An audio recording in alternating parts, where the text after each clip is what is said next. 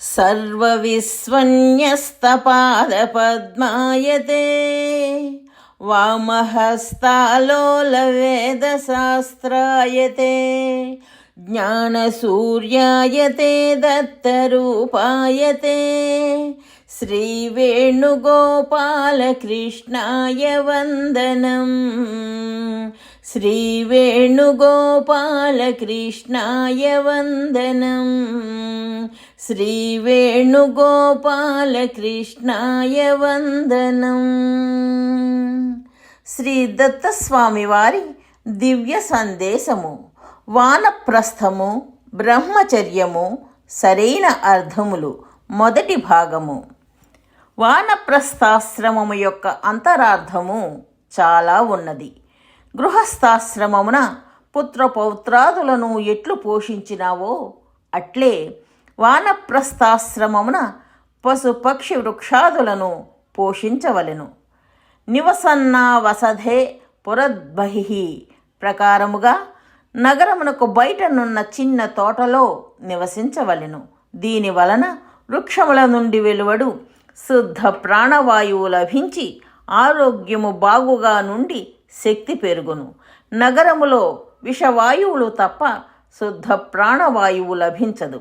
వృద్ధదశ రాగానే శక్తి క్షీణించి రోగములు వెంటబడును. కావున వృద్ధదశలో మానవునకు వానప్రస్థము ఎంతో ఉపయోగం.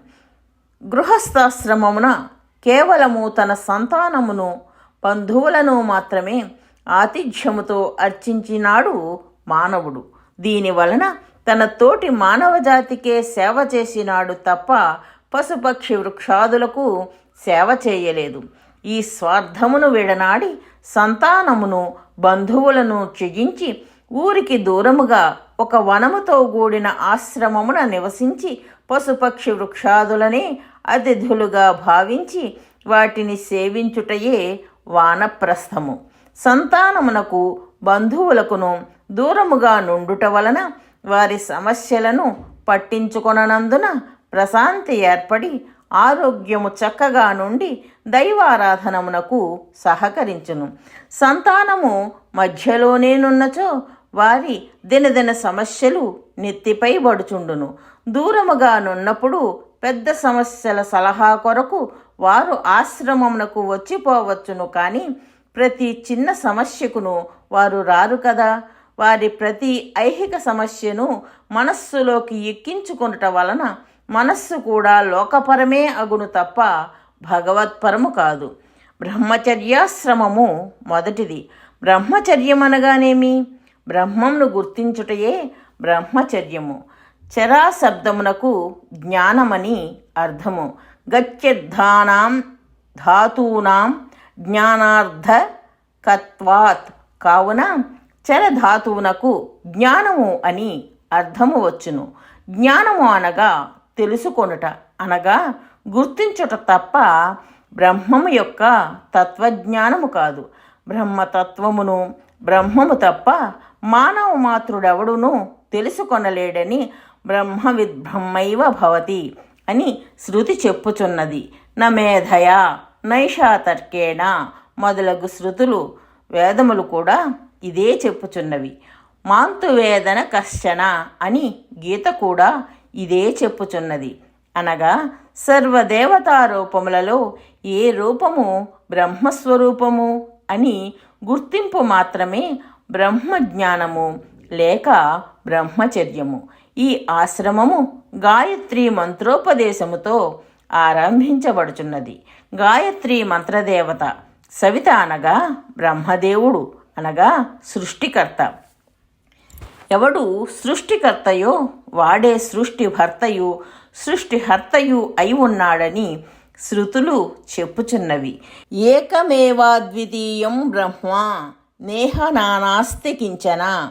ఒక్కటే బ్రహ్మము, ఒకటి కన్నా మించిన బ్రహ్మము లేదు. హిరణ్యగర్భ సమవర్తతాగే భ్రూతశ్చ జాతః పతిరేక ఆసీత్. హిరణ్యగర్భుడు ఒక్కడే ముందు ఉండెను, అతడే ప్రభువు. ఏకోహవై నారాయణః. నారాయణుడు ఒక్కడే. ఏకో రుద్రో సద్వితీయాయ తస్తుః. ఒక్కడే రుద్రుడు, రెండవవాడు లేడు. ఈ 4 శృతులను సమన్వయపరచినచో అర్థము ఇట్లు రావలసినదే. ఏమనగా బ్రహ్మము ఒక్కటే. ఆ బ్రహ్మమే హిరణ్యగర్భ నారాయణ రుద్రనామములతో జగత్తు యొక్క సృష్టి స్థితిలయములను చేయుచున్నది. ఈ అర్థమునే శృతి మరలా ఇట్లు చెప్పుచున్నది. యతో వా ఇమాని భూతాని జాయంతే, అనగా దేని నుండి పంచభూతాత్మకమైన ఈ జగత్తు పుట్టి దేనియందు నిలిచి దేనిలో లయించుచున్నవో అదే బ్రహ్మము. ఇక ఈ బ్రహ్మము నిరాకారమా సాకారమా? ఈ ప్రశ్నకు సమాధానమునిచ్చుటకు ముందు బ్రహ్మము యొక్క తర్కాతీత బియాండ్ లాజిక్ లక్షణమును గ్రహించవలెను. యతో వాచో న మేధయా నైషా తర్కేణ యో బుద్ధేహే పరతః మాంతు వేదన కశ్చన ఇత్యాది శృతి స్మృతులన్నీయును బ్రహ్మము వాక్కులకు మనస్సుకు బుద్ధికిని అందదని ఘోషించుచున్నవి. ఇటువంటి పరిస్థితిలో బ్రహ్మము నిరాకారమని మీరు ఎట్లు చెప్పగలరు? ఒక గది తాళము వేసియున్నది, దానిలో నిరాకారమైన మట్టి ముద్ద ఉన్నదని మీరు ఎట్లు వాదించగలరు? సాకారమైన కుండ ఉన్నదని మేము వాదించగలము కదా.